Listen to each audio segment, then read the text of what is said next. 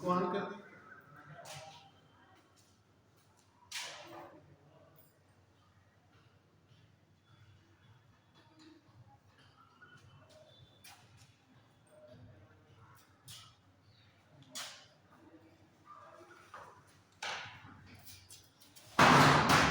आज जो हमारा टॉपिक है वो है अर्थ मूवमेंट्स, भू संचलन।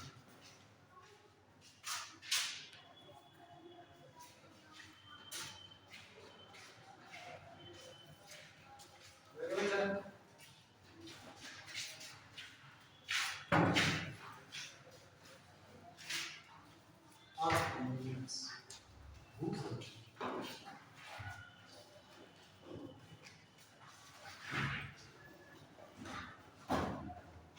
तो आप देखते हैं कि हमारी पृथ्वी जो है स्थिर नहीं रहेगी। पृथ्वी पर भी क्या है, बहुत सारे परिवर्तन आपको दिखाई देंगे। कहीं पर कोई हिस्सा उठ गया, कोई हिस्सा नीचे हो गया, उसके कई कारण भी हो सकते हैं। तो कहने का तात्पर्य कि पृथ्वी भी हमारी स्थिर, पृथ्वी की सतह पर भी आपको विभिन्न प्रकार के परिवर्तन दिखाई देंगे। विभिन्न प्रकार की जो टेक्टोनिक एक्टिविटीज होती रहती हैं। तो इससे ये पृथ्वी भी हमारी स्थिर नहीं है, इसमें भी क्या मूवमेंट, संचलन होते रहते हैं। और ये संचलन जो है कैसे होता है, बलों के माध्यम से। तो हमारे पृथ्वी पर दो प्रकार के बल कार्य करते हैं। एक पृथ्वी की सतह पर, सतह के ऊपर आपको दिखाई देते हैं बल, और दूसरा पृथ्वी के अंदर जो आंतरिक बल कहलाते हैं, एंडोजेनेटिक फोर्सेस कहलाते हैं। और जो पृथ्वी के ऊपर बल कार्य करते हैं वो एक्सोजेनेटिक फोर्सेस कहलाते हैं, वायु बल कहलाते हैं। तो पृथ्वी के अंदर जो बल कार्य कर रहे हैं उनसे हमारे पृथ्वी की सतह पर विभिन्न प्रकार के परिवर्तन, वो विषमता लाने का प्रयास करते हैं। कहीं पर पर्वत बन रहे हैं, कहीं पर पहाड़ बन रहे हैं, कहीं पर घाट बन रहे हैं, झीलें बन रही हैं। इस तरीके से विषमता लाने का प्रयास करते हैं, जिससे हम इनको विषमता मूलक बल भी कहते हैं। लेकिन जो पृथ्वी की सतह पर, यानी कि पृथ्वी की सतह के ऊपर कार्य कर रहे हैं, जिन्हें वायु बल कहते हैं, एक्सोजेनेटिक फोर्सेस कहते हैं, वो हमेशा पृथ्वी की सतह पर क्या समता लाने का प्रयास करते हैं। किसके माध्यम से, इरोजन, अपरदन और डिपोजिशन, निक्षेपण, अपक्षय, अपरदन और निक्षेपण या डिग्रेडेशन से बोलते हैं। उसके माध्यम से वो पृथ्वी को समतल बनाने का प्रयास करते हैं। कोई चीज ऊंची है तो उसको, जो इनके एजेंट होते हैं, नदियां ऐसे निकलती हैं जो बड़े तेज वेग से आती है तो काटते हुए आती है। जब उनका वेग कम हो जाता है तो वो जो अपने साथ लाए गए और साथ लाती है उससे निक्षेपण करती है। जैसे हमारे बाढ़ के मैदान आपको देखने को मिलते, निक्षेपण करती रहती है, डेल्टा के मैदान बनाती रहती है। इसी तरीके से जितने भी एजेंट हैं, इनके कारक हैं, जैसे बहता हुआ जल है जिसे आप नदी के रूप में देखते हैं, वायु है, अंडरग्राउंड जो भूमिगत जल है, और ग्लेशियर्स है, हमारी हिमानी है। तो ये जो है क्या करती है, समता लाने का प्रयास करती है। तो इनको समता मूलक बल कहते हैं। तो इस तरीके से पृथ्वी की सतह पर या पृथ्वी पर दो प्रकार के बल कार्य करते हैं। जो पृथ्वी के आंतरिक भाग में कार्य करते हैं उन्हें हम आंतरिक बल कहते हैं, और जो पृथ्वी के बाहरी भाग में काम करते हैं उनको वायु बल कहते हैं। तो जो ये बल होते हैं, फोर्सेस होते हैं, वो वास्तव में दो तरीके हैं।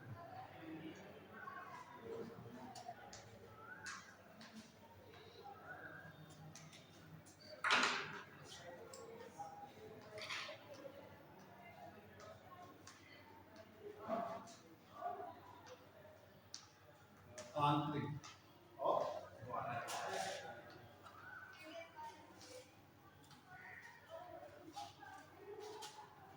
एंडोजेनेटिक फोर्सेस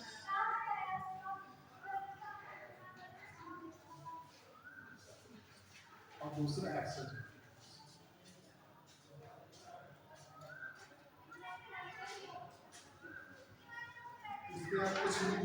पृथ्वी की सतह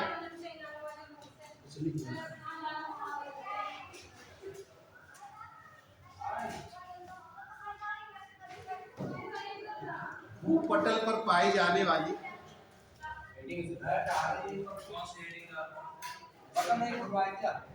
खुली तो है शायद, खुली है लाइट बटन खोलो। हाँ, लेकिन भूपटल पर पाए जाने वाली हेडिंग भू संतुलन 8 मूवमेंट्स।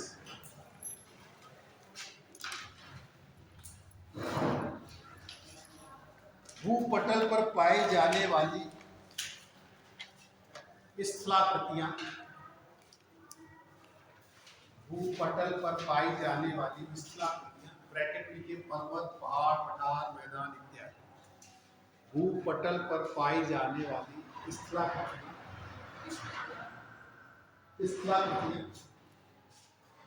भूपटल पर पाई जाने वाली स्थलाकृतियां ब्रैकेट में लिखिए पर्वत, पहाड़, पठार, मैदान, पर्वत, पहाड़, पठार, मैदान, झील इत्यादि ब्रैकेट बंद कर।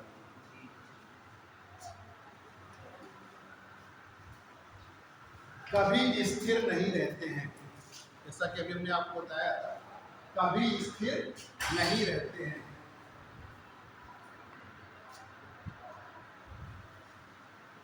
नहीं रहते। इन पर हमेशा आंतरिक तथा बाह्य शक्तियों का या बाह्य बलों का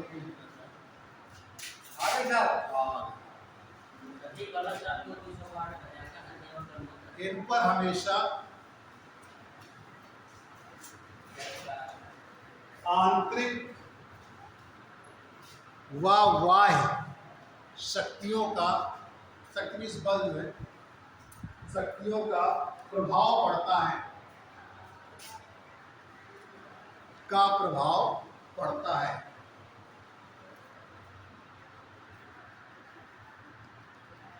आंतरिक बल भूपटल पर विषमताएं लाते हैं। आंतरिक बल भूपटल पर विषमताएं लाते हैं,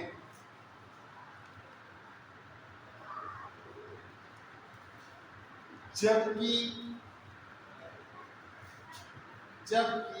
बाह्य बल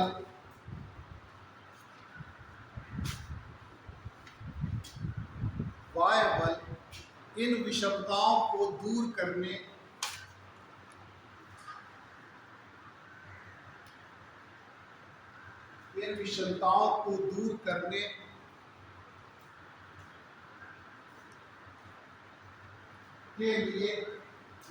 के लिए भूतल को समतल करते रहते हैं। भूतल को समतल करते रहते हैं।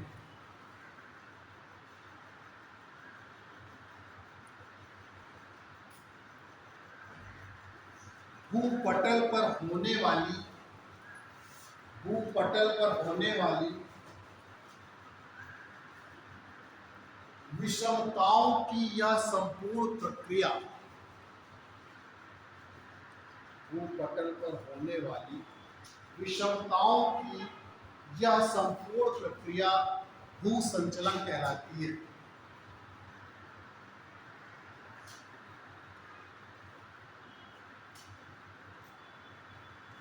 भू संचलन कहलाती है। फिर पैराग्राफ चेंज करके लिखिए। भूपटल पर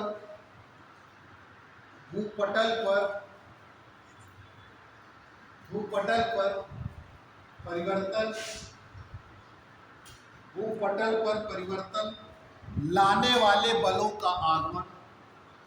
भूपटल पर परिवर्तन लाने वाले बलों का आगमन दो स्रोतों से होता है। इन्हीं स्रोतों के आधार पर बल दो प्रकार के होते हैं।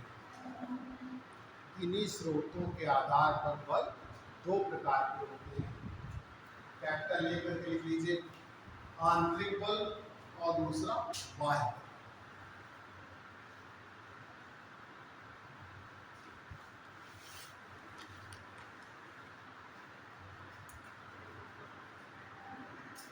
वो आप रेटिंग डालिए आंतरिक बल या अंतर्जात बल, आंतरिक बल या अंतर्जात।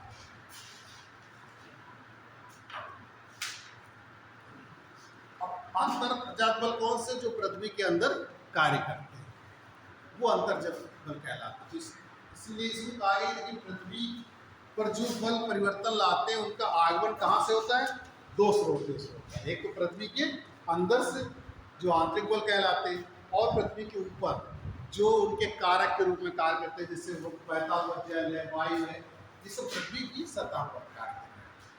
तो इनकी वजह से जो परिवर्तन होता है, तो पृथ्वी के आगमन यानी जो बल है उसका आगमन कहाँ से होता है, उसी के आधार पर हमने बलों को दो भागों में बांटा है, आंतरिक बल या अंतर्जात बल, इंडोजेनेटिक फोर्सेस कहते हैं, या बाह्य बल एक्सोजेनेटिक फोर्सेस कहते हैं। तो आज हम केवल आपको अंतर्जात बल बताएंगे, बाह्य बल नेक्स्ट डे बताएंगे। तो आंतरिक बल जो होते हैं, इंडोजेनेटिक फोर्सेस जो होते हैं, वो पृथ्वी के अंदर से आते हैं, पृथ्वी के अंदर से उनका उद्गम होता है, इसलिए उनको क्या कहते हैं, अंतर्जात बल कहते हैं। इसमें लिख लीजिए पृथ्वी के आंतरिक भाग,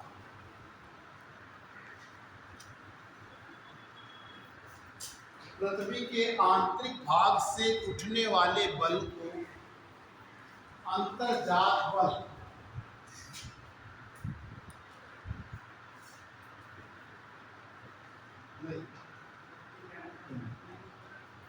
पृथ्वी के आंतरिक भाग से उठने वाले बल को अंतर्जात बल कहते हैं। इन बलों द्वारा असमानताओं का सूत्रपात होता है, इन बलों द्वारा असमानताओं का सूत्रपात होता है।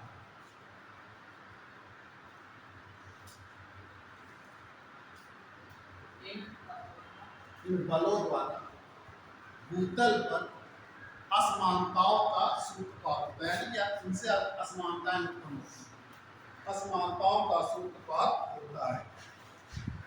तीव्रता के आधार पर अंतर्जात बल दो प्रकार के होते हैं।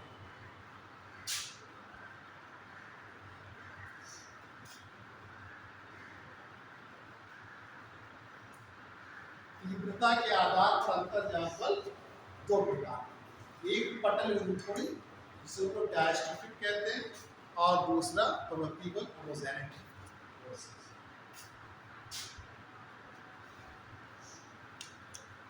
पहले देखिए पटल विरूपणी,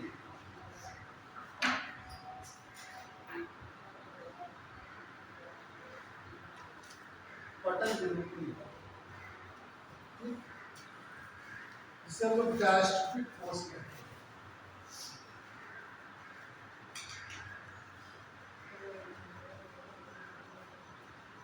और दूसरा आकस्मिक संचलन,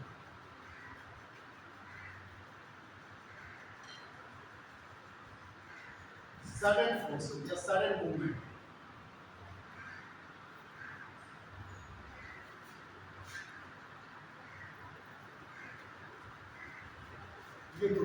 अब देखिए आंतरिक बल होते हैं दो तरीके के होते हैं, एक तो पटल विरूपणी जो हमारे पटल में क्या लाते हैं, विरूपण करते हैं, चेंज का परिवर्तन कर देते हैं।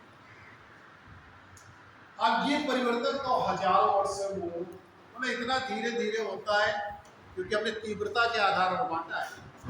आंतरिक बल दोनों है, लेकिन तीव्रता के आधार पर ये बहुत धीरे धीरे कार्य करता है। इसका आपको जो रिजल्ट आएगा, परिणाम आएगा, 900 वर्षों बाद आएगा, 1000 वर्षों बाद आएगा। और ये जो सडन फोर्सेस होते हैं, आकस्मिक संचलन होते हैं, ये पलक झपकते इसका प्रभाव आपको दिखाई देगा। आप आँख भी बंद कर नहीं पाते कि आपको जैसे ज्वालामुखी का उद्गार हो, भूकंप आ गया, तुरंत इसका इसको सडन मूवमेंट कहा गया, सडन फोर्सेस कहा गया। अब ये पटल विरूपणी संचलन जो धीरे धीरे लाते हैं परिवर्तन, इसको लिख लीजिए पटल विरूपणी बल। पटल विरूपणी संचलन के अंतर्गत, पटल विरूपणी संचलन के अंतर्गत हाँ, इसमें ये हेडिंग डाली पहले आर्टिकल बाय में हेडिंग डाला, फिर आर्टिकल लिखा, आर्टिकल के दो भाग में पटल विरूपणी और आर्टिकल, तब पटल विरूपणी बल। इसमें लिखिए पटल विरूपणी बल के अंतर्गत, पटल विरूपणी बल के अंतर्गत पृथ्वी के आंतरिक भाग से, पृथ्वी के आंतरिक भाग से उत्पन्न होने वाले लंबवत व क्षैतिज दोनों बलों को शामिल करते हैं। लंबवत उत्पन्न होने वाले लंबवत एवं क्षैतिज दोनों बलों को शामिल करते हैं।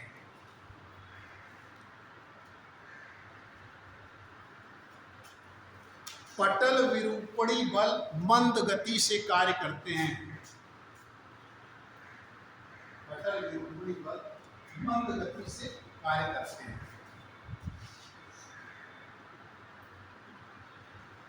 तथा इनका प्रभाव हजारों वर्ष बाद परिलक्षित होता है। इनका प्रभाव हजारों वर्षों बाद परिलक्षित होता है, दिखाई देता है, मतलब थोड़े दिनों में नहीं, कि आपको तुरंत पता चलेगा।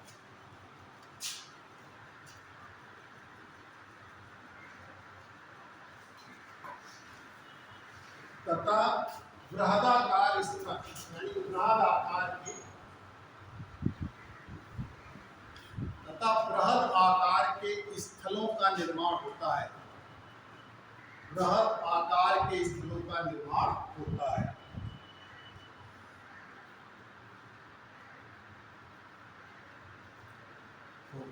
क्षेत्रीय विस्तार की दृष्टि से, क्षेत्रीय विस्तार की दृष्टि से इसको पुनः दो भागों में विभाजित किया जा सकता है।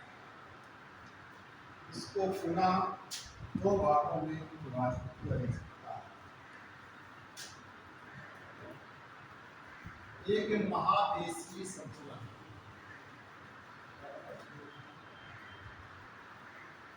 महादेशीय संतुलन, फिलोजेनेटिक प्रोसेस से बोलते हैं लोग।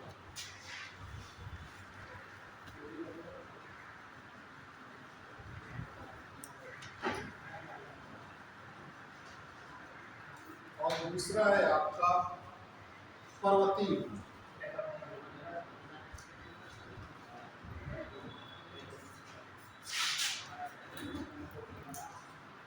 पर्वतीय बल या पर्वत निर्माण का है। पर्वत निर्माण कार्य फोटोसिंथेटिक प्रोसेस।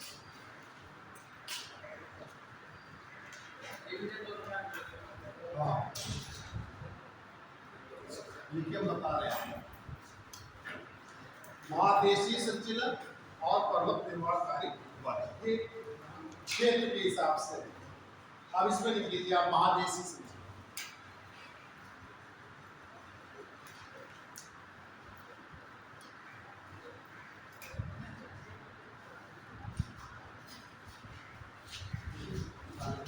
इस संचलन से महाद्वीपों में, इस संचलन से महाद्वीपों में उत्थान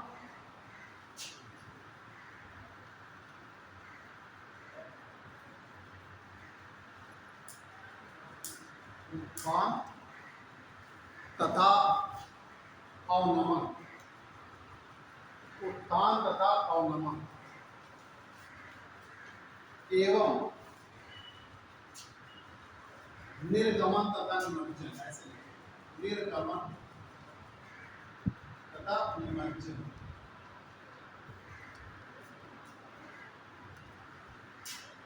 निर्गमन तथा निमज्जन की क्रियाएं होती हैं, की क्रियाएं होती हैं।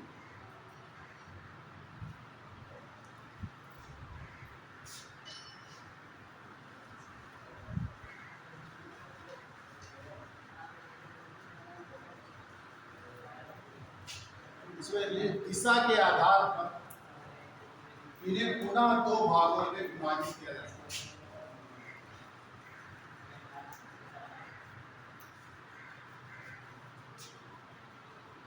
ऊपर मुखी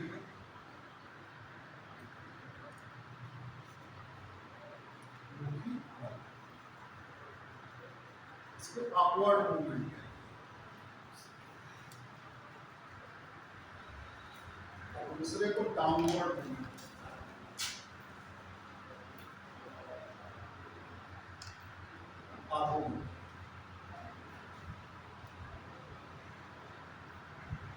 आप इसको लिख लेते हैं, इसको समझाते हैं। डाउनवर्ड मूवमेंट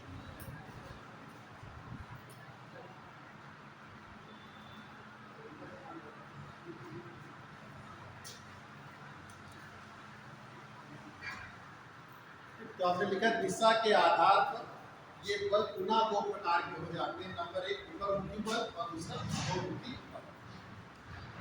तो ये ऊपरमुखी जो बल है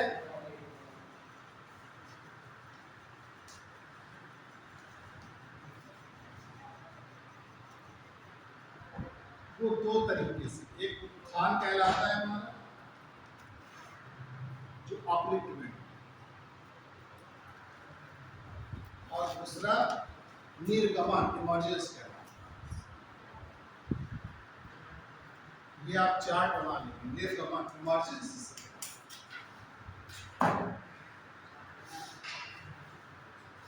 यहाँ तक आप लिखेंगे फिर हम आपको बताएंगे अभी कैसे आप समझ में आ जाएगा। उत्थान और निर्गमन, और दूसरा है डाउनवर्ड मूवमेंट, सब्सिडेंस अवतलन।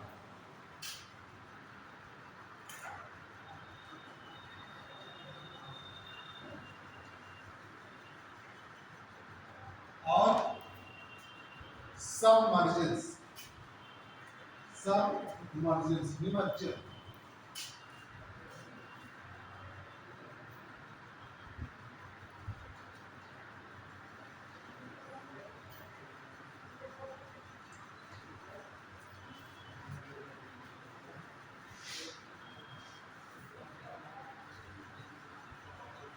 लेकिन यहाँ तक आपको समझाने में तो आपके समझ में आप क्या लिख रहे हैं।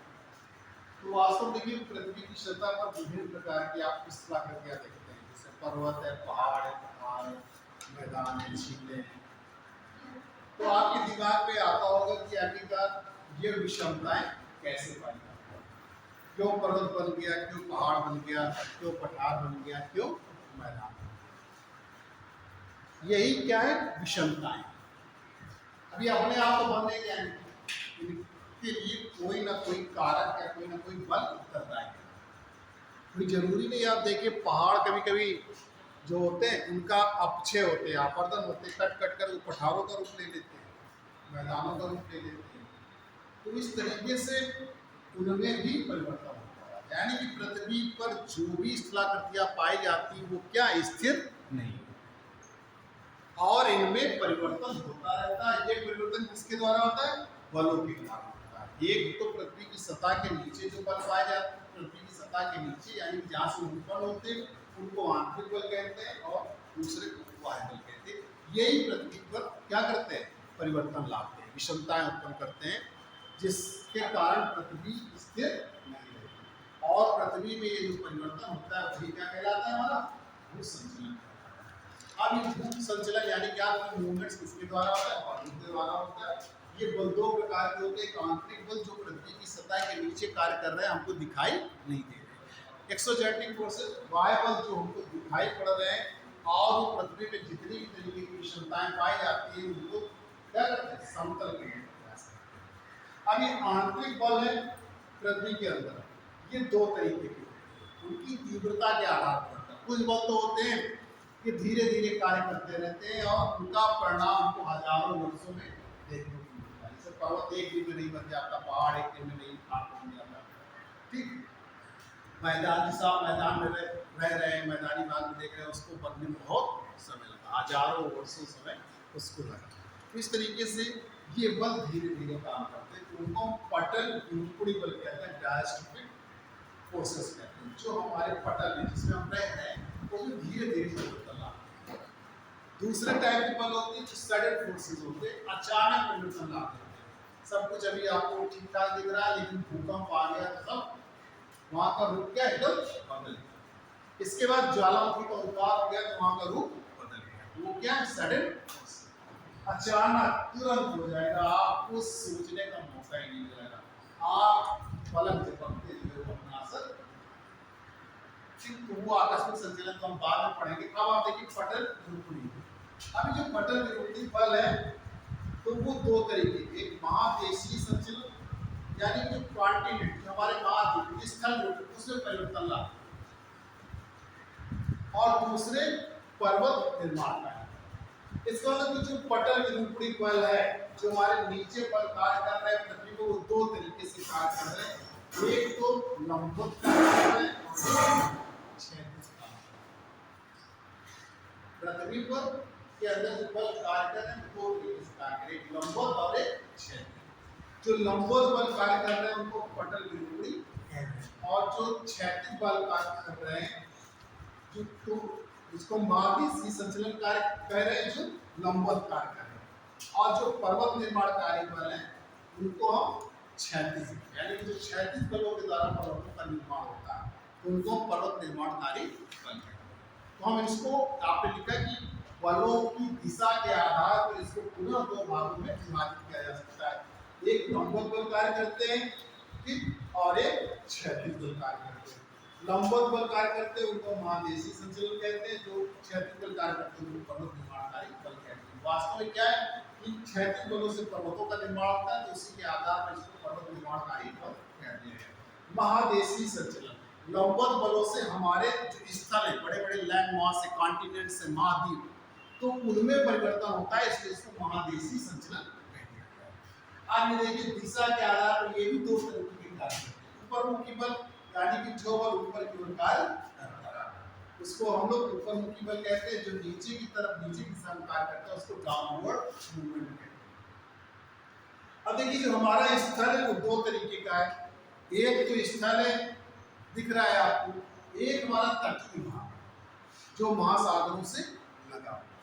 तो जब ऐसा परिवर्तन लंबवत बल ऊपर की ओर कार्य कर रहा है उससे स्थल भाग में होता है, तो उससे हम अपलिफ्टमेंट कहते हैं, और जब उससे तटीय भाग में परिवर्तन होता है तो उसे हम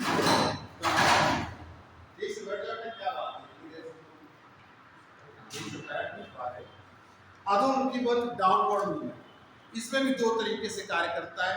एक तो हमारे स्थलीय भाग है उसमें जब ये बल कार्य करता है तो अवकलन कहलाता है, सब्सिडेंस कहलाता है, लेकिन जब वही बल जो है तटीय भाग में काम करता है तो वो सबमर्जेंस कहलाता है, निमज्जन।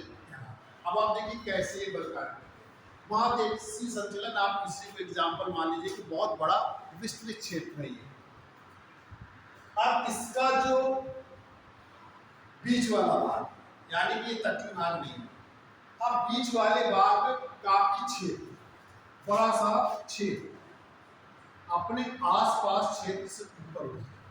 जैसे मान लीजिए ये क्षेत्र आसपास का क्षेत्र वैसे ही बना रहेगा, ये क्षेत्र ऊपर उठ जाए, यानी कि इसका क्या हो गया अपलिफ्टमेंट, उत्थान। तो इसी को हम लोग क्या कहते हैं, उत्थान कहते हैं, अपलिफ्टमेंट कहते हैं। क्योंकि जब भूखंड का क्षेत्र या भूस्थल का विस्तृत क्षेत्र अपने आसपास के क्षेत्र से जो ऊपर हो जाता है तो इस प्रक्रिया को क्या कहते हैं, उत्थान। जब तटीय भाग, अब मान लीजिए कि ये इतना भाग था, ये भाग क्या है तटीय भाग, ये समुद्र जो है सी लेवल, सी लेवल समुद्र तल है, सागर, ये सब भाग स्थल है। यहाँ पे कोई भाग ऊपर उठ गया ठीक, तो वो अपलिफ्टमेंट है। अब लेकिन देखिए सी लेवल है, अब किसी कारणवश समुद्र की ये जो नीचे डूबा हुआ भाग है, मान लीजिए एक पॉइंट है, किसी कारणवश हमारा समुद्र तल जो है क्या है नीचे चला, या ये भाग ऊपर उठा, यानी ये भाग समुद्र तल से ऊपर आ, तो ये दिखाई देने लगेगा और इसका क्या हो जाएगा, निर्गमन हो जाएगा, यानी कि ये समुद्र तल से ऊपर आ गया। तो इस शब्द को हम निर्गमन कहते हैं, इमरजेंसी। तो मैट्रिक जब लंबवत बल ऊपर की ओर कार्य करते हैं, तो जब स्थल में लेते हैं तो वो अपलिफ्टमेंट कहलाता है, जब तटीय भाग में लेते हैं तो इमरजेंस कहलाता है, निर्गमन। इसी का जस्ट अपोजिट है। अब मान लीजिए कोई भाग है स्थल, ये अपने आसपास क्षेत्र से, मान लीजिए ऐसा पूरा क्षेत्र है और उसमें ये वाला ऊपर वाला भाग जब आप कैसे बन जाए, ऐसे बन जाए, ठीक, ऐसे बन जाए। ये वाला भाग जो है कहाँ पे आ गया, नीचे आ गया, इतना नीचे की तरफ क्या हो गया, धंस अवतरण, तो उसको हम क्या कहते हैं, सबसिक्वेंस। ये डाउनवर्ड मूवमेंट है, नीचे की ओर मूवमेंट, यानी कि भूखंड का जब एक विस्तृत क्षेत्र अपने आसपास के क्षेत्रों की अपेक्षा नीचे की ओर धंस जाता है तो उसे हम क्या कहते हैं, अवतरण कहते हैं, सबसिक्वेंस कहते हैं। इसी तरीके से अब मान लीजिए एक पॉइंट था समुद्र तल से ऊपर, लेकिन किसी कारणवश ये चला जाए समुद्र तल के नीचे, यहाँ पर, तो अब ये क्या हो गया, ये समुद्र तल में डूब गया, यानी कि सब मर्जेंस हो गया, निमज्जन। आई बात समझ? तो तटीय क्षेत्रों के लिए हम इमर्जेंस और सबमर्जेंस यानी कि निर्गमन और निमज्जन शब्द का प्रयोग करते हैं। जब ऊपर आ जाता है सी लेवल से क्षेत्र तो इमर्जेंस कहलाता है, जब वो क्षेत्र सी लेवल से नीचे चला जाता है तो आपका निमज्जन कहलाता है।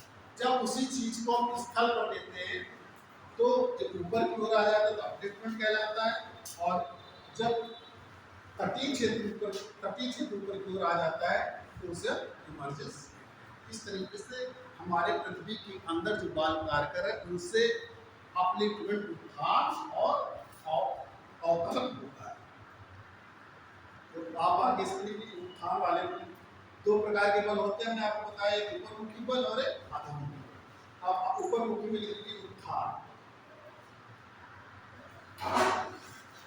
उत्थान को आप लिख लीजिए। उत्थान में जान जाइए क्या होता है। उत्थान हेडिंग क्या है, महाद्वीपीय भाग या उनका कोई भाग, महाद्वीपीय भाग या उनका कोई भाग अपनी समीपी सतह से या अपने समीप की सतह से, भाग अपनी समीपी सतह से ऊपर उठ जाता है या ऊंचा उठ जाता है, अपने समीपी सतह से ऊंचा उठ जाता है तो उसे उत्थान कहते हैं। ये शब्द आपको याद रखने आते हैं, उसे उत्थान कहते हैं। ये नहीं सीरियस उत्थान कहते हैं। फिर हेडिंग डाल लीजिए निर्गमन, इमर्जेंस।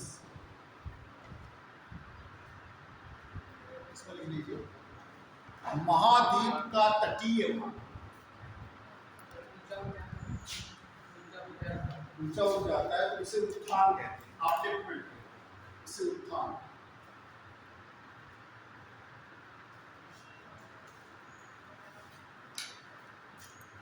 दूसरा निर्गमन,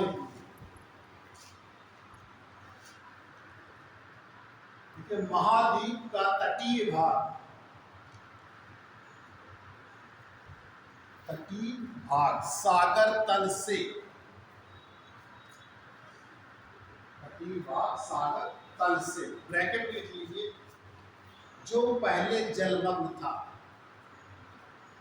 जो पहले जलमग्न था, जो पहले जलमग्न था, ब्रैकेट बंद कर,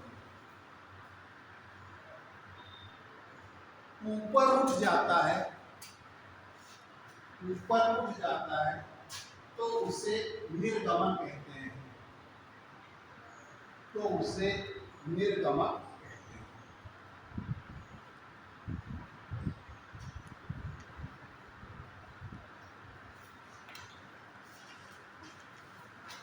तो उसे निर्गमन कहते हैं। अब इसमें लिखिए अधोमुखी बल, हेडिंग डाल के इसके नीचे अवतरण,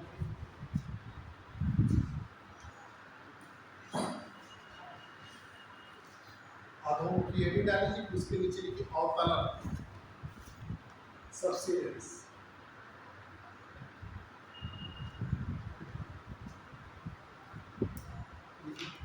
स्थल का भाग, स्थल का भाग स्थानीय या प्रादेशिक रूप में, स्थल का भाग स्थानीय या प्रादेशिक रूप में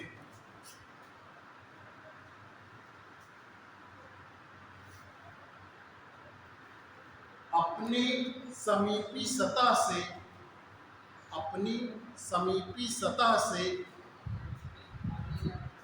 प्रादेशिक रूप में अपनी समीपी सतह से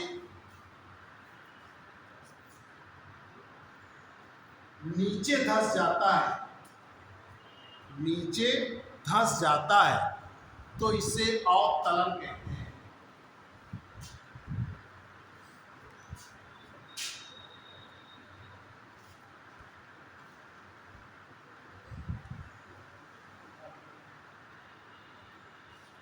दूसरा लिख लीजिए निमज्जन।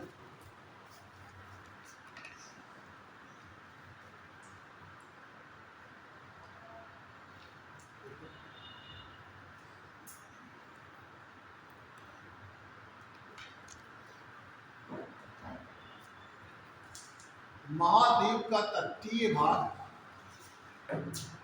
महाद्वीप का तटीय भाग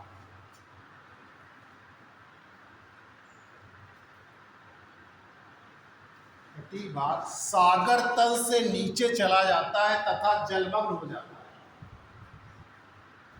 सागर तल से नीचे चला जाता है तथा जलमग्न हो जाता है, तथा जलमग्न हो जाता है।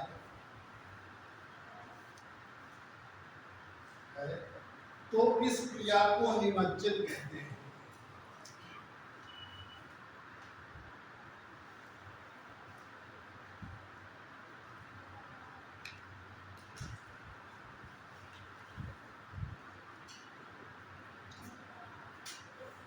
तो ये थे महादेशीय संचलन में इस तरीके से परिवर्तन आ जाता है, यानी कि जो हमारा कॉन्टिनेंट है, स्थल रूप है, तो उसमें लंबवत बलों से परिवर्तन आता है।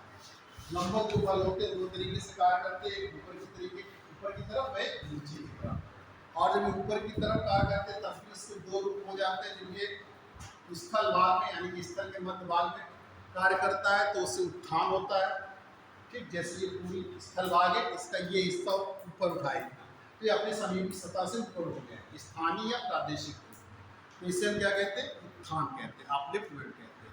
लेकिन यही भाग अगर तट का है, तटीय भाग है, महाद्वीप, तो वो जो पहले सागर में जलमग्न, अब अंदर के बलों के कारण ऊपर उठाता है तो सागर तल से ऊपर आ गया, उनको दिखाई देने लगा, जिसे क्या कहते हैं?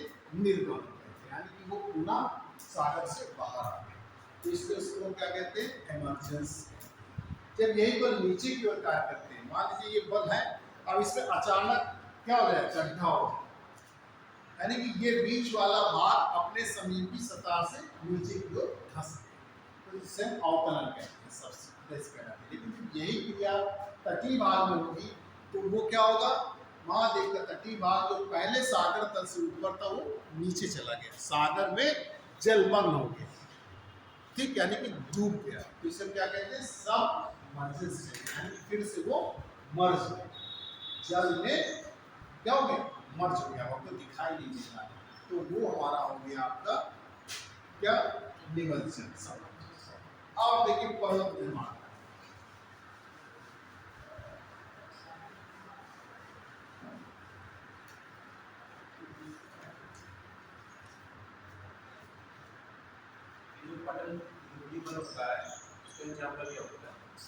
बताया तो कोई भी क्षेत्र अगर आपको ऊपर की ओर उठाए, कम हो गया, हाँ, आकस्मिक आकस्मिक बल से होता है कि अचानक उनके रूप वहाँ पे परिवर्तन हो जाता है, जैसे नदियाँ वगैरह ये सब वगैरह। लेकिन ये वाला क्षेत्र अचानक बड़ी ऊपर उठाए, कोई हिस्सा आपका बड़ी तेजी से ऊपर, तेजी से क्या होता है कि बहुत धीरे धीरे कार्य करते हैं, लेकिन अपने आसपास के क्षेत्रों से ऊपर हो जाना चाहिए। सुनामी आती है, आकाशीय बल की धारा आती है कि पृथ्वी बल की भाई सुनामी तो वही है, आप आकस्मिक भी बोले वो तो आपको क्या है, भाई पृथ्वी जो जल में भूकंप हो रहा है वो क्या है, वही सुनामी है। जल में भूकंप का आना ही सागरों में सुनामी। अब पर्वत निर्माण कार्य पर अभी आपने लंबवत बल थोड़ा 36 बल, 36 बल दो तरीके से कार्य करते हैं, या तो आमने सामने आएंगे, ठीक, जिसे हम संपीड़नात्मक बल कहते हैं, कंप्रेशनल फोर्सेस कहते हैं, क्योंकि ये बल एक दूसरे के क्या है, सामने आ रहे हैं, इनके आने से क्या होता है, दबाव पड़ता है, संकुचन होता है, और या तो एक दूसरे से दूर। तो ये क्या करते हैं, तनाव लाते हैं, जिनको तनावपूर्वक बल कहते हैं, टेंशनल फोर्सेस कहते हैं।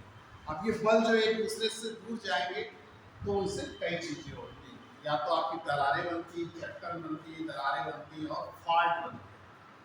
थोड़ा बहुत मूवमेंट हुआ, एकदम खिंचाव हुआ तो दरारें बन गई, चटकन हो गई, पहले तो चटकते हैं, फिर हल्का फुल्का मूवमेंट हो गया तो दरारें पड़ गई, और जब पर्याप्त मात्रा में डिस्प्लेसमेंट हो जाता है, विस्थापन हो जाता है शहरों का, तो फिर फॉल्ट बनता है।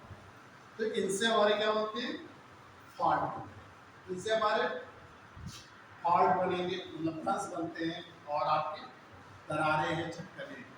और पर्वत निर्माण कार्य की वजह से पर्वतों का निर्माण होता है, या वलन बनते हैं, ठीक, या वार्प बनते हैं, ठीक, इससे पर्वत निर्माण कार्य की वजह से बनते हैं। तो फिर 36 बलों यानी पर्वत निर्माणकारी बलों को भी दो तरीके से पढ़ेंगे, कंप्रेशनल जिससे वलन बनते हैं हमारे, और दूसरा टेंशनल फोर्सेस के रूप में तनाव के बल। तो आप इसमें लिख लीजिए, वास्तव में पर्वत निर्माणकारी बल जो ओरिजिनेटिंग फोर्स में ग्रीक वर्ड ओरोजोस से बना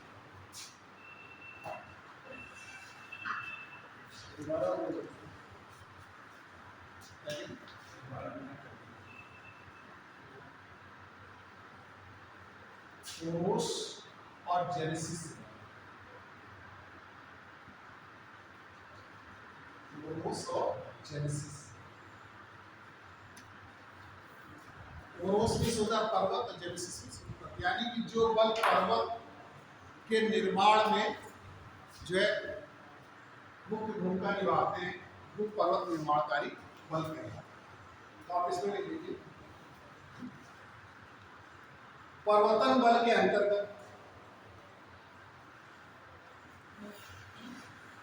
पर्वतन बल के अंतर्गत बल प्रायः क्षैतिज रूप में कार्य करते हैं, बल प्रायः क्षैतिज रूप में कार्य करते हैं।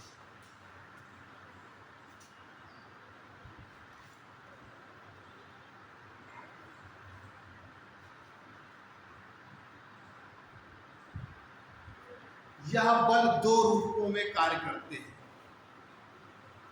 यह बल दो रूपों में कार्य करते हैं।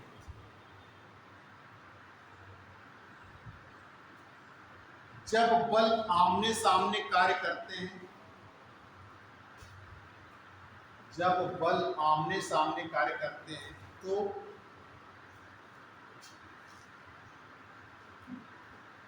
संपीड़न होने लगता है, यानी कंप्रेशन होने लगता है, तब संपीड़न होने लगता है। जब बल आमने सामने कार्य करते हैं तो संपीड़न होने लगता है, इसे संपीड़नात्मक बल कहते हैं, इसे संपीड़नात्मक बल कहते हैं।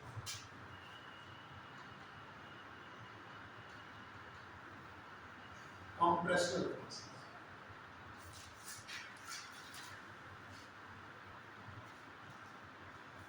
संपीड़नात्मक बल कहते हैं या कंप्रेशनल फोर्सेस कहते हैं।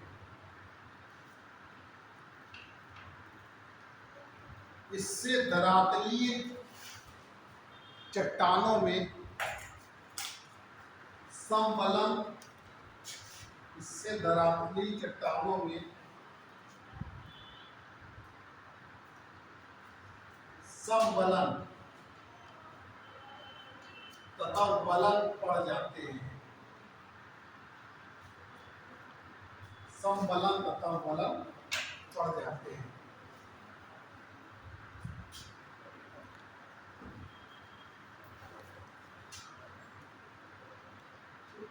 देखिए, जब बल दो विपरीत दिशाओं में कार्य करते हैं, जब बल दो विपरीत दिशाओं में कार्य करते हैं,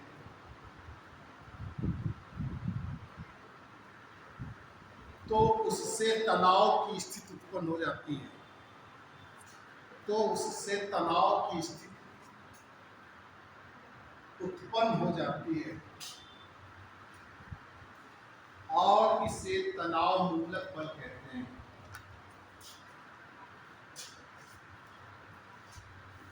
और इसे तनाव मूलक बल, टेंशनल फोर्सेस।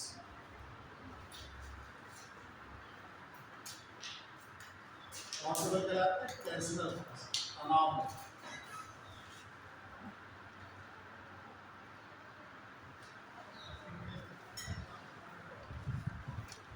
तनाव मूलक बल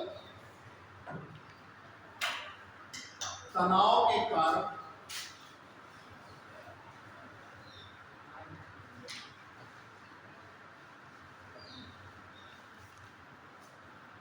के कारण धरातल में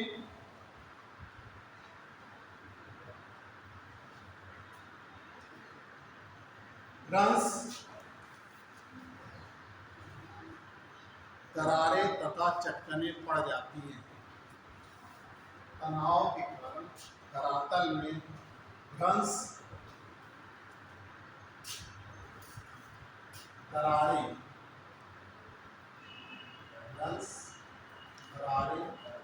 तथा चट्टानें पड़ जाती हैं।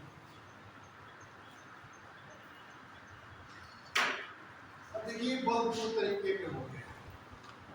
दिशा क्या है? एक बल तो आपका कहलाएगा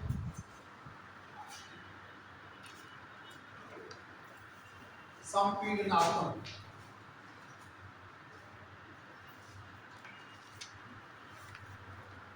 कंप्रेशनल।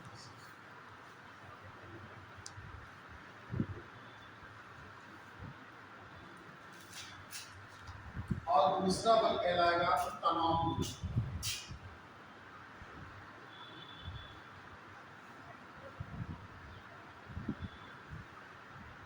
Tensional force.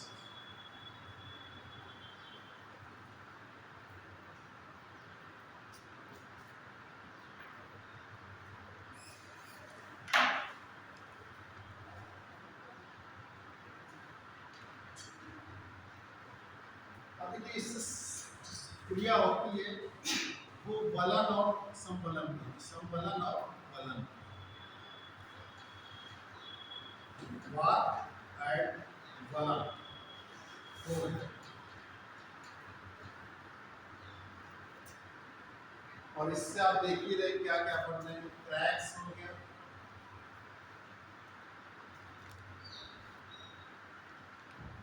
दरारें चट्टानें और भ्रंश को फाड़।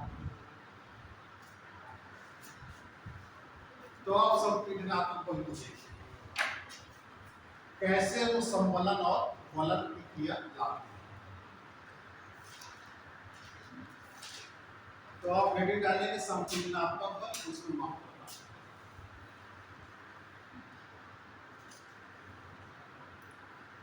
अब संपीड़नात्मक बल क्या है? जो क्षैतिज बल आमने सामने कार्य करता है। तो दो तरीके की जो होते क्रियाएं होती है, एक संबलन और बलन। तो संबलन में क्या होता है?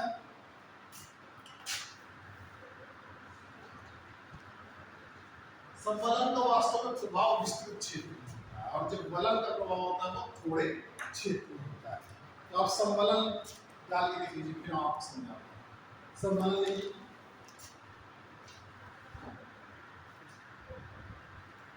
इस संबलन का प्रभाव दूर तक, संबलन का प्रभाव दूर तक,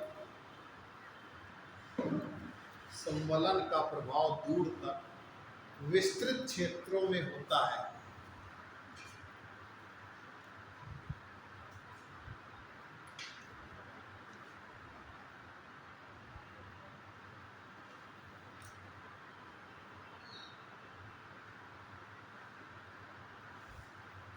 इसके अंतर्गत भूतल का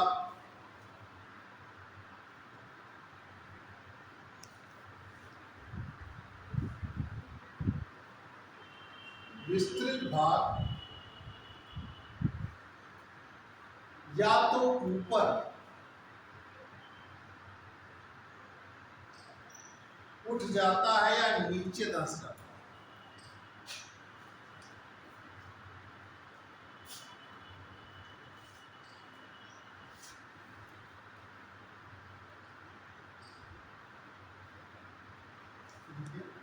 जब क्षैतिज संचलन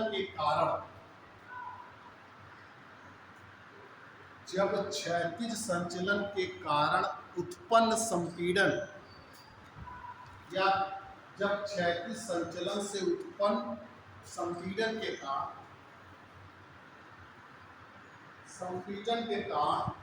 धरातल के बीच का भाग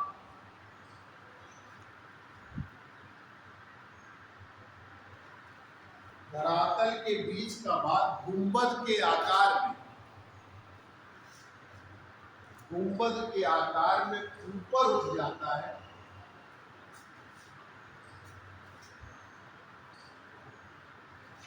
तो उसे उत्संबलन कहते हैं। इस संबलन की दो पार्ट हो गए, इसे उत्संबलन।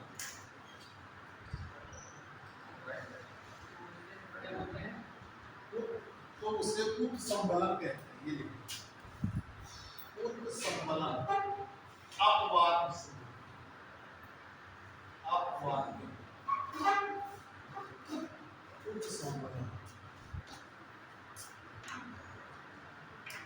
अभी बता रहे कैसे उत्संबलन कहते हैं।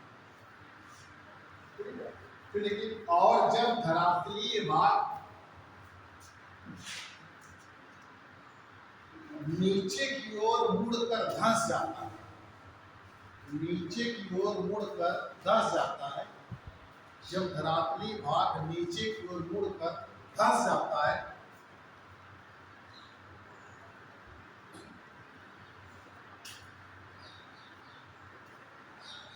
तो बेसिन या गड्ढे का निर्माण हो जाता है। इसका निर्माण हो जाता है। नीचे मुड़कर बेसिन या गड्ढे का निर्माण हो जाता है, तो उसे अवसंबलन कहते हैं। अवसंबलन डाउन वाला।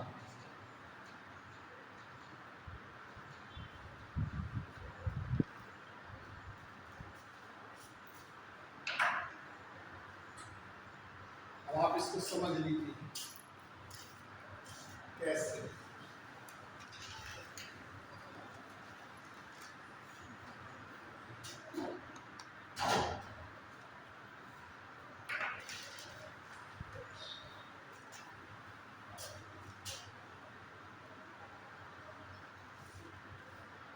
मार्कर ले आओ, जाके मार्कर ले आओ, चल ही नहीं रहा, मेरे ऊपर से ला। अब ये पार्ट है इसका,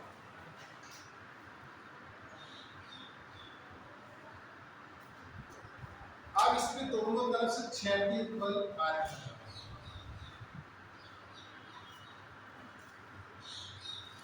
करता है। इस समय जो चर्चा कर रहे हो दोनों एक दूसरे की तरफ की चर्चा कर रहे हो, जो दोनों बल। अब इसके संकुचन से जब ये दबाव बढ़ेगा तो ये क्या हो जाएगा, ये भाग अपने आसपास से ऊपर हो जाएगा। ये ऐसे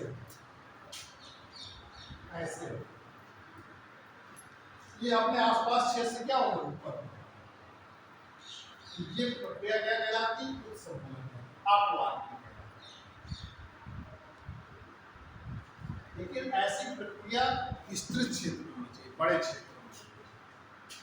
इसी का जस्ट अपोजिट है। अगर इसी में बल लगने के कारण ये मुड़कर नीचे धंस जाए, ये ऐसे हो जाए,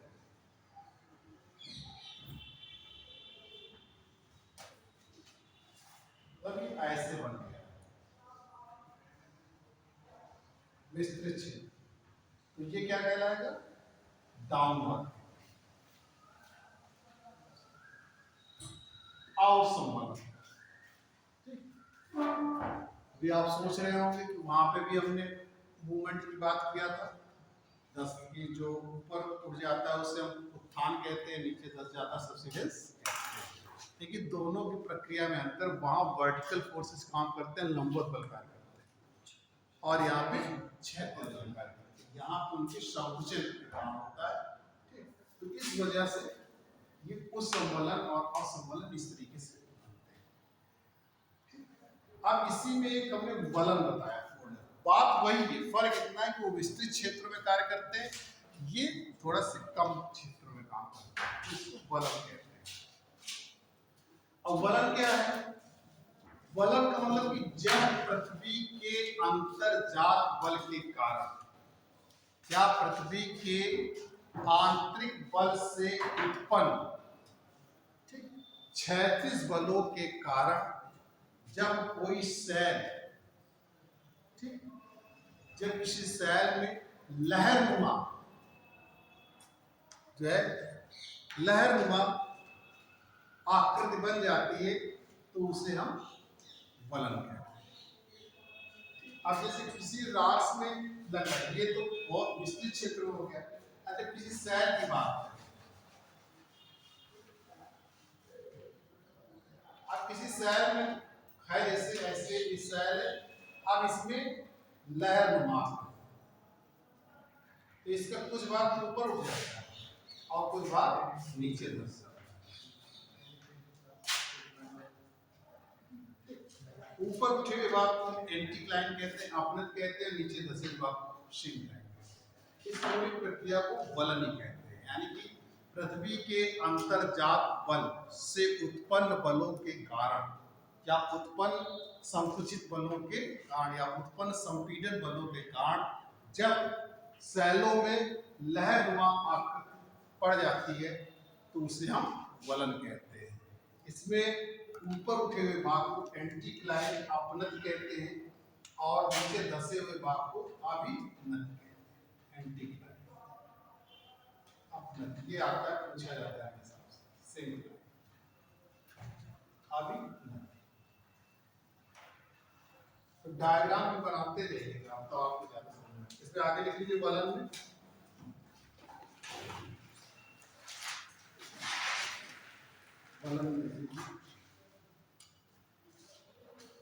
फिर आपको आकस्मिक वाला कल बताएंगे। इसमें दो है, अर्थक्वेक और वोल्केनो, तो कल दोनों बताएंगे।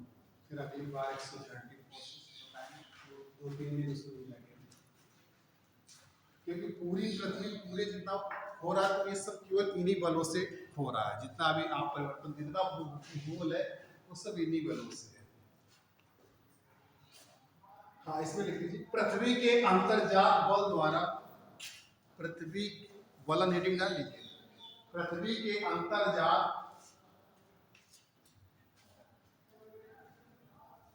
बल द्वारा उत्पन्न क्षैतिज संचलन द्वारा, क्षैतिज संचलन द्वारा जब सेलों में लहरनुमा मोड़ पड़ जाते हैं, जब सेलों में लहरनुमा मोड़ पड़ जाते हैं, तो इस तरह के मोड़ों को वलन कहते हैं। इस तरह के मोड़ों को वलन कहते हैं।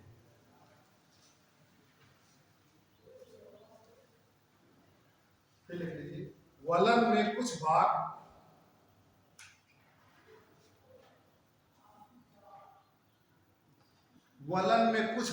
ऊपर उठ जाता है, वलन में कुछ भाग ऊपर उठ जाता है और कुछ भाग नीचे धंस जाता है। वलन में कुछ भाग ऊपर उठ जाता है और कुछ भाग नीचे धंस जाता है।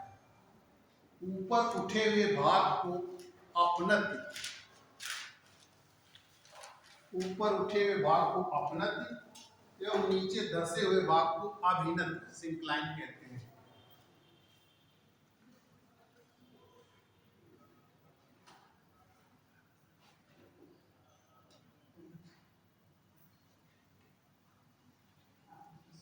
नीचे दसवें भाग को अभिनति सिंक्लाइन, अभिनति सिंक्लाइन कहते हैं।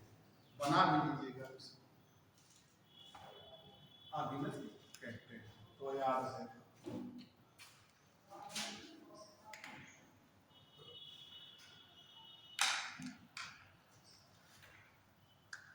अब देखिए, ये तो जब दोनों बल एक दूसरे की तरफ कार्य कर रहे हैं। अब तनाव मूलक बल में जब दोनों बल एक दूसरे के विपरीत कार्य करते हैं तो हमारे दरारें और चटकने और भ्रस बनते हैं। तो अब हेडिंग डाल लीजिए आप, तनाव मूलक बल। तनाव मूलक, या तो पूरा कर देते हैं।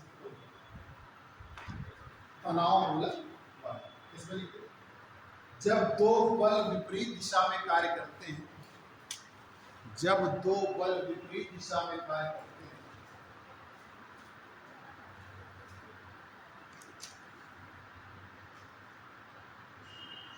तो उसे तनाव मूलक बल कहते हैं।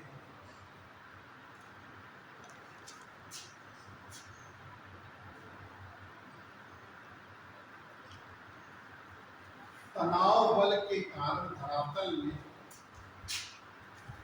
सरकार करते हैं तो इसे तनाव मूलक बल कहते हैं।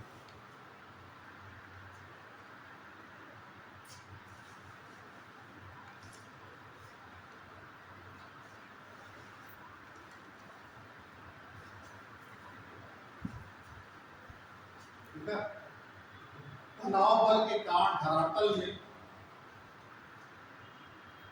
भ्रंश, दरार, चट्टन, भ्रंश, दरार, चट्टन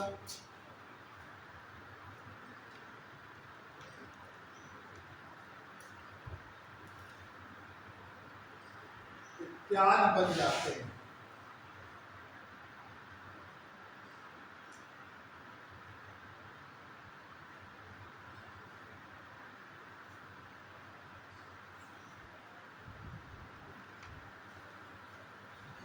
जब तनाव बल की शक्ति सामान्य होती है, जब तनाव बल की शक्ति सामान्य होती है तो भूपटल में केवल चट्टने ही पड़ती हैं, मतलब क्रैक्स होते हैं। तो भूपटल में केवल चट्टने ही पड़ती हैं।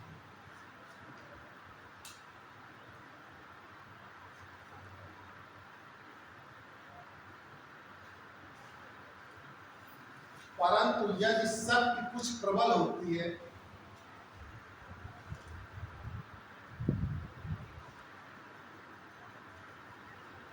तो चट्टानों के स्तरों में स्थानांतरण होने लगता है। क्या बोले? परंतु यदि ये शक्ति कुछ प्रबल होती है, मतलब कुछ अधिक होती है, कुछ प्रबल होती है तो चट्टानों के स्तरों में, चट्टानों के जो स्तर होते हैं, स्तरों में स्थानांतरण होने लगता है।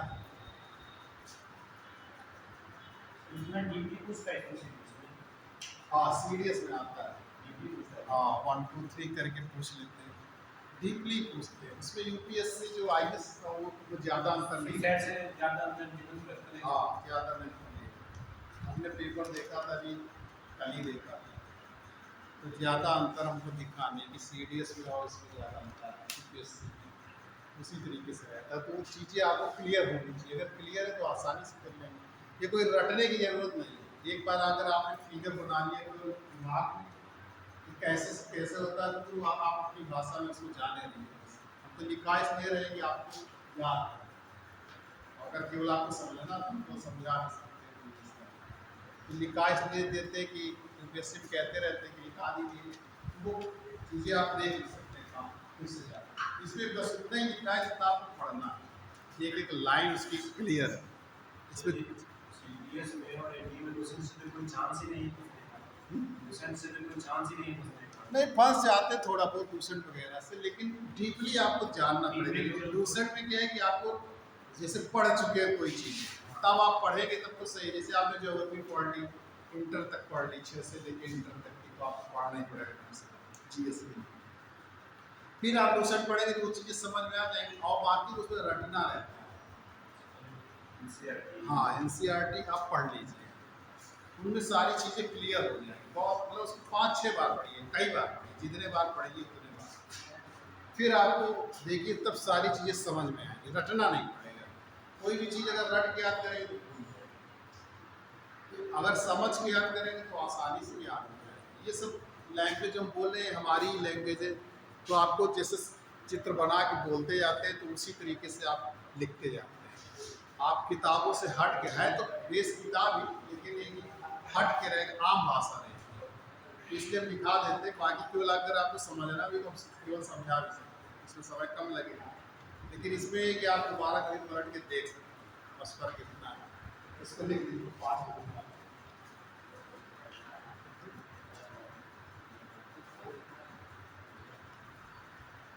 स्थानांतरण होने लगता है, इसे विभंग फ्रैक्चर कहते हैं। विभंग फ्रैक्चर कहते हैं।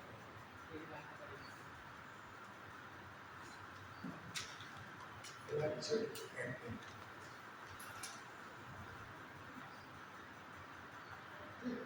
इसमें चट्टानों का स्थानांतरण सामान्य ही होता है, मतलब जैसे थोड़ा सा खिसका हो गया तो फ्रैक्चर बन जाता है। इसमें चट्टानों का स्थानांतरण सामान्य ही होता है।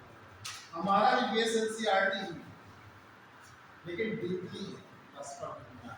अगर आप पढ़ेंगे तो उसकी एक एक लाइन मात्र। इसमें चट्टानों का स्थानांतरण सामान्य ही होता है, उसी से आते हैं क्वेश्चन सीडीएस वगैरह में, जो जीएस है उसी से। इसमें चट्टानों का स्थानांतरण सामान्य ही होता है।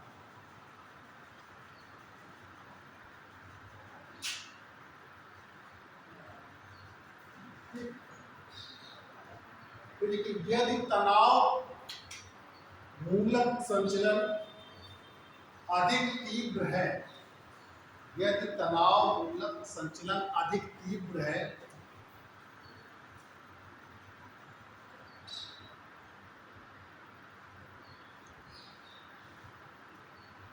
तो विभंग तल यानी कि फ्रैक्चर जो पार्ट प्लेन होता है, विभंग तल, विभंग तल हार्ड प्लेन के सहारे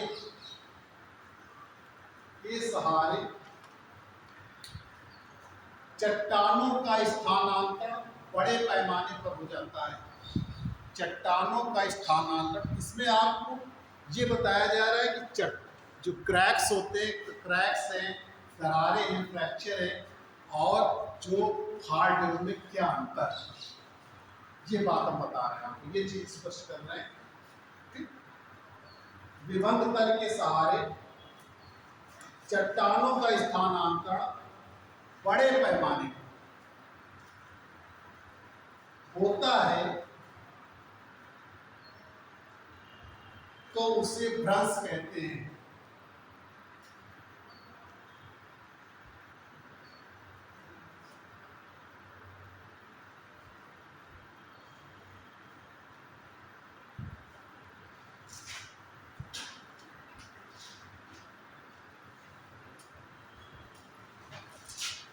देखिए इसी तरीके से ये जैसे रॉक्स ये और दोनों एक दूसरे की तरफ खिंचा। अब तनाव मूलक बल एकदम सामान्य है, इसमें केवल एक दरार है,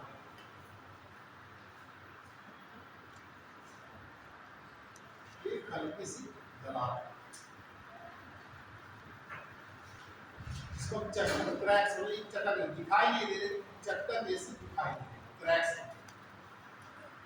चक्कर नहीं। अब बिल्कुल नाम मात्र डिस्प्लेसमेंट हो गया कि एक हल्की सी सांस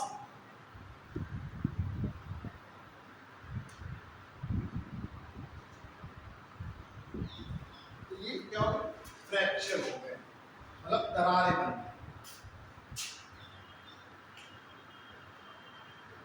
अभी डिस्प्लेसमेंट आपका ज्यादा हो जाए, डिस्प्लेसमेंट ज्यादा हो, अब ये जाके यहाँ,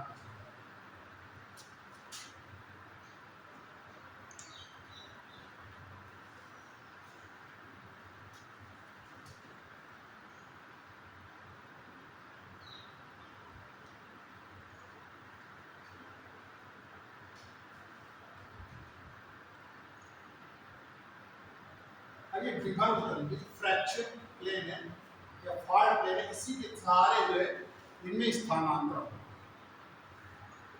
तो ये आपका फॉल्ट है, ये नॉर्मल फॉल्ट, सामान्य बेस। जब ये एक दूसरे से अपोजिट साइड में जा रहा है, ये सामान्य बेस बन जाता है।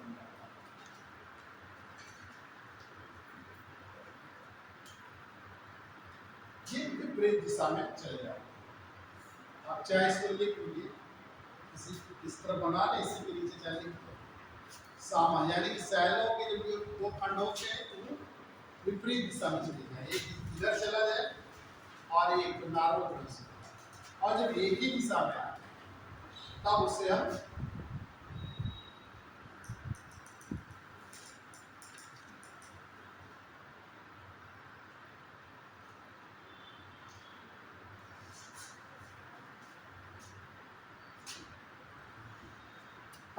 रिवर्स पार्ट,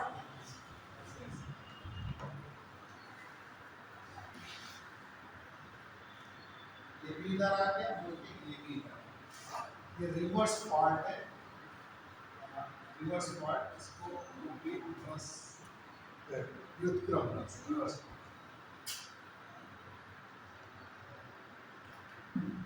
ये तो आपको जानना चाहिए, क्योंकि एग्जाम में पूछा जाता है कि जब सैलों के विखंडन होने के पश्चात जो सैलों के टुकड़े हैं वो जब एक विपरीत दिशा में विभंग तल के सहारे उनका स्थानांतरण होता है तो कौन सा भ्रंश बनता है, तब सामान्य भ्रंश बनता है। जब वो मुड़कर एक ही दिशा में आते हैं तो उसे हम व्युत्क्रम भ्रंश कहते हैं। तो चाहे एक लाइन लिख लीजिए जल्दी से, हेडिंग डालिए, एक हेडिंग डालिए आप सामान्य भ्रंश, इसमें लिख लीजिए चट्टानों में दरार पड़ जाने के कारण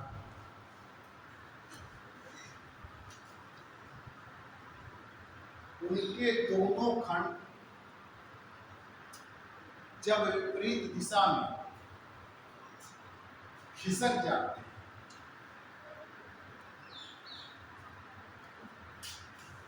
तो उससे सामान्य भ्रंश बनते हैं।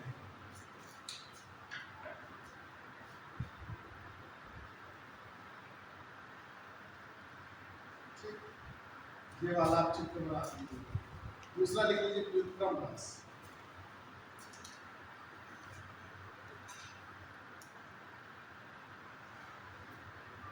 इसमें लिख लीजिए जब दोनों खंड आमने सामने खिसकते हैं तो व्युत्क्रम भ्रंश बनते हैं। ये मतलब बहुत पूछा है, या इसका फिगर बना के पूछते हैं किस प्रकार का भ्रंश है, सीरीज वगैरह, ये इम्पोर्टेंट है।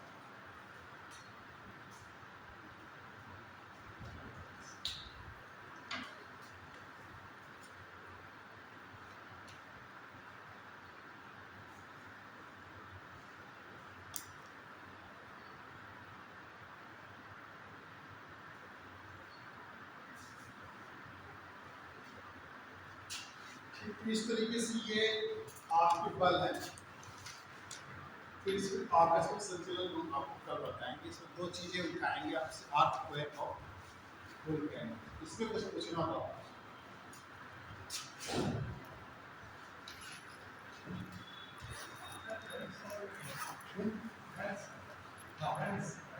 फ्रांसीसी होता है जब चटकने जैसे पड़ेगी दरार पड़ेगी इसमें विपरीत दिशा में कार्य करते हैं तो जो तनाव की स्थिति उसमें बल जो तनाव होने वाले वो अधिक प्रभावशाली हो यानी कि उसमें ताकत ज़्यादा हो तो ये जो चट्टानें टूट गए ये जैसे फ्लैक्सिबल के तो ये खिसकेंगी और जब ये खिसकेंगी कोई उनको एक तल मिलेगा एक सहारा मिलेगा तो ये फ्रैक्चर के फॉल्ट पे इसी के सहारे इनका मूवमेंट होगा तो भ्रंश तब बनता है जब सैलों के विखंडन के पश्चात उनके दोनों खंडों का स्थानांतरण बड़े पैमाने पर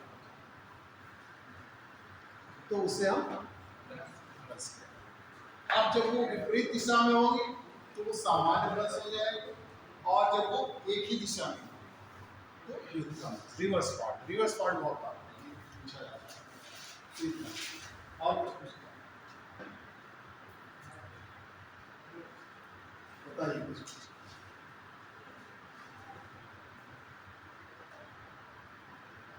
ठीक है फिर आप इसको बंद कर दें कल हम आपको यहाँ से शुरू करेंगे आपका कल इसको बताएंगे फिर परसों ये बताएंगे इसके लिए 2-3 दिन लगेंगे कल ये खत्म कर देंगे आपका ज्वालामुखी और अर्थक्वेक